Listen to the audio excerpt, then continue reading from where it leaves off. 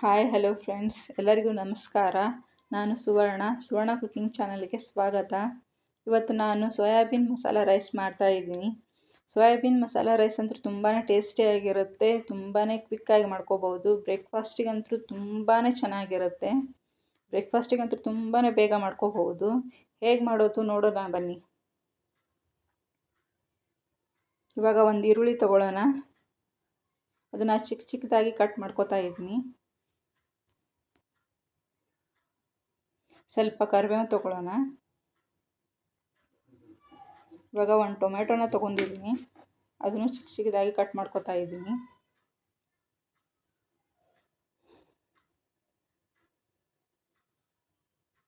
ಇವಾಗ 1 ಕಪ್ನಷ್ಟು ಸೋಯಾಬೀನ್ ತೊಗೋತಾ ಇದ್ದೀನಿ. 1 ಗ್ಲಾಸ್ ರೈಸ್ಗೆ 1 ಕಪ್ನಷ್ಟು ಸೋಯಾಬೀನ್ ತೊಗೊಂಡಿದ್ದೀನಿ. ಇವಾಗ ಗ್ಯಾಸ್ ಮೇಲೆ ಕುಕ್ಕರ್ನ ಇಟ್ಕೊಳ್ಳೋಣ. ಸ್ವಲ್ಪ ಆಯಿಲ್ ಹಾಕ್ಕೊಳ್ಳೋಣ.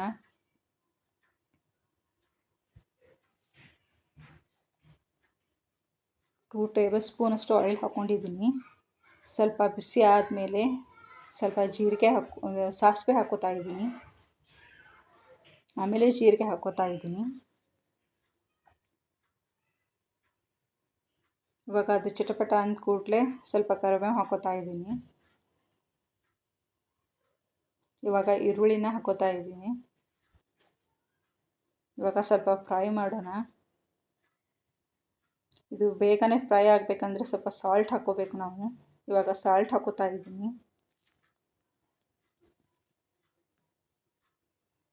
ನೋಡಿ, ಸಾಲ್ಟ್ ಹಾಕಿದ ಮೇಲೆ ಬೇಗನೆ ಫ್ರೈ ಆಗುತ್ತೆ ಇದು. ನೋಡಿ, ಸ್ವಲ್ಪ ಕಲರ್ ಚೇಂಜ್ ಆಗ್ತಾ ಬಂದಿದೆ. ಇವಾಗ ಟೊಮೆಟೊ ಹಾಕ್ಕೊಳ್ಳೋಣ.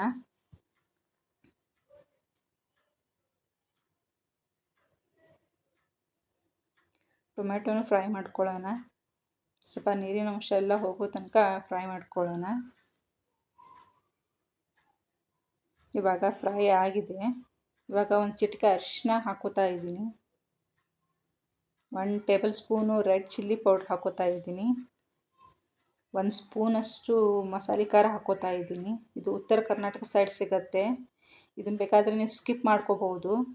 ಇದ್ರ ಬದಲು ನೀವು ಸಾರಿನ ಪೌಡ್ರು ಬೇಕಾದರೆ ಗರಂ ಮಸಾಲ ಪೌಡ್ರು ಹಾಕ್ಕೊಳ್ಳಿ. ಇವಾಗ ಸೋಯಾಬೀನ್ ಹಾಕ್ಕೋತಾ ಇದ್ದೀನಿ. ಇವೆಲ್ಲನೂ ಫ್ರೈ ಮಾಡೋಣ. ಇವಾಗ ಸ್ವಲ್ಪ ಮಸಾಲೆ ಎಲ್ಲ ಕೂಡ್ಕೊಳ್ಳೋ ತನಕ ಫ್ರೈ ಮಾಡೋಣ.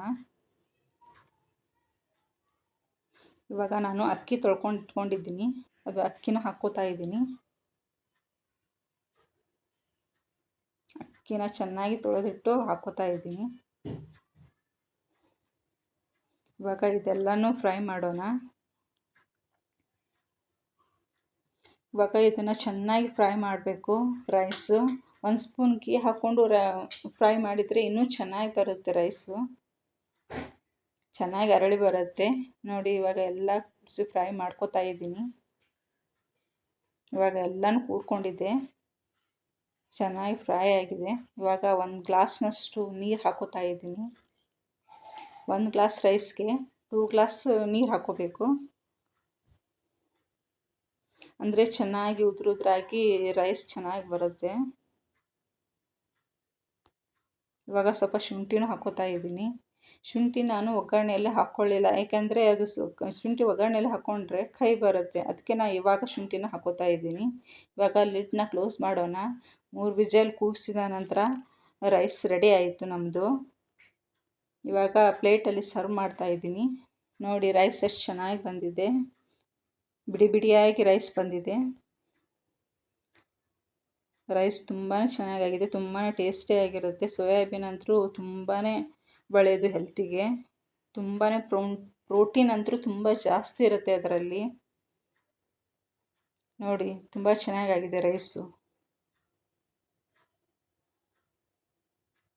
ಈ ವಿಡಿಯೋ ಇಷ್ಟ ಆದರೆ ಲೈಕ್ ಮಾಡಿ, ಪ್ಲೀಸ್ ನನ್ನ ಚಾನಲ್ನ ಸಬ್ಸ್ಕ್ರೈಬ್ ಮಾಡ್ಕೊಳ್ಳಿ. Thank you.